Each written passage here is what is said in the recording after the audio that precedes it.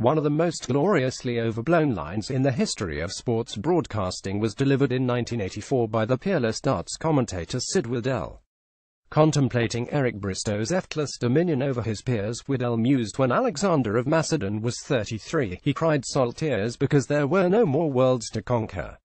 Bristow is only 27. You have to wonder what ancient historical illusion the much-missed Waddell would have extemporized upon exposure to Jordan's spieth. Come Sunday, there is a fair chance that Jordan the Great will have become only the 7th man in history to complete golf's career slam. Should he win the US PGA Championship at Quail Hollow, 3 weeks after making Birkdale's notoriously tough closing trek look like an easy coastal ramble for all walking abilities, and 2 years after landing both the Masters and US Open, he will have completed the Holy Grail set at the golden age of 24 years and 17 days. This would be unprecedented precociousness, akin to building an empire stretching from Greece to India in your late 20s, or coming up with the concept for Yorkshire Television's seminal indoor league at only 31. Perhaps more pertinent, the current record holder, Tiger Woods, required an additional 7 months and 8 days to complete his collection of majors with the 2000 Open. Jack Nicklaus was a couple of years older still when he won his missing Open in 1966.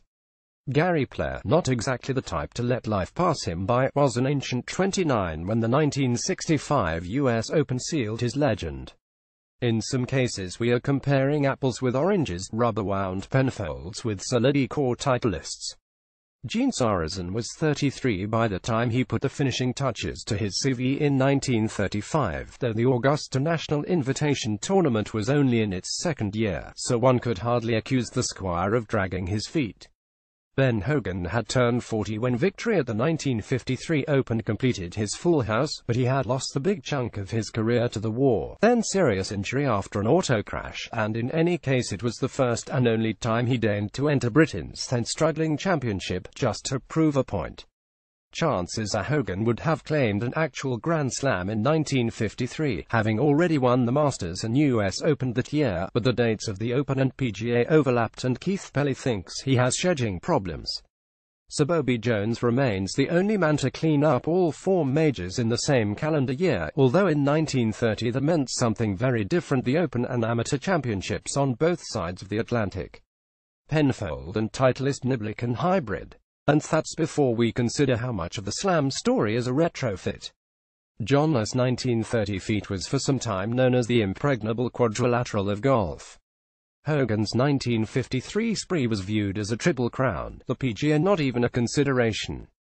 The modern Grand Slam concept, with the PGA thrown into the mix, was only popularized in 1960 by Arnold Palmer and journalist pals, conceived in mid-air en route to the Open, the great man having won the Masters and US Open that year and dreaming up ways to reshape golf for the modern era, eyeing a little history for himself by doing so.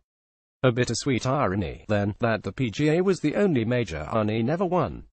He came closest in 1968 at Pecan Valley in Texas, but missed 8 birdie putts from inside 15 feet on the Sunday, the last an 8-footer on 18 after hitting the flagstick by curling a 3-wood around a tree. Julius Boros won by a stroke. Tom Watson later ended up with the same pois-shaped hole on his resume, having passed up a golden opportunity to win one at Oakmont in 1978. He had a 5-stroke lead going into the final round, but a double bogey at 10 precipitated a collapse that handed the title to John Mahaffey. If Arnie and Tom cannot do it, it must be pretty darn hard to achieve. Just look at some of the other multiple major winning greats who fell one title short of a career slam: Walter Hagen, Sam Snead, Byron Nelson, Lee Trevino. Of the active set, Phil Mickelson would have wrapped one up, if only he had converted one of those 6 runner-up finishes at the US Open into a dream victory.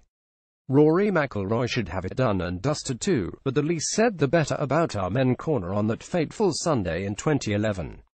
Mickelson will be 48 on the Sunday of the next US Open, that drive on 18 at Winged Foot in 2006, whistling inexorably towards the hospitality tents every time he closes his eyes. McIlroy is still a pup by comparison, and his run of high finishes at Augusta suggests he will pull on a green jacket someday. Fingers crossed, though try asking inevitability's Greg Norman how that can pan out. The greatest street fighter of them all, Player nearly threw away his career slam en route to that 1965 US Open, shipping a 3-shot lead with 3 to play, forced to do it all over in a playoff with Kel Nagel. It is far from easy. But if there is anyone out there today blessed with player-esque moxie, it's Spieth, whose wild play on 13 at Birkdale would have driven most to salt tears. Not the extraordinary young Texan, though. His occasional scrapes are part of the charm, and he has a few more worlds to conquer yet.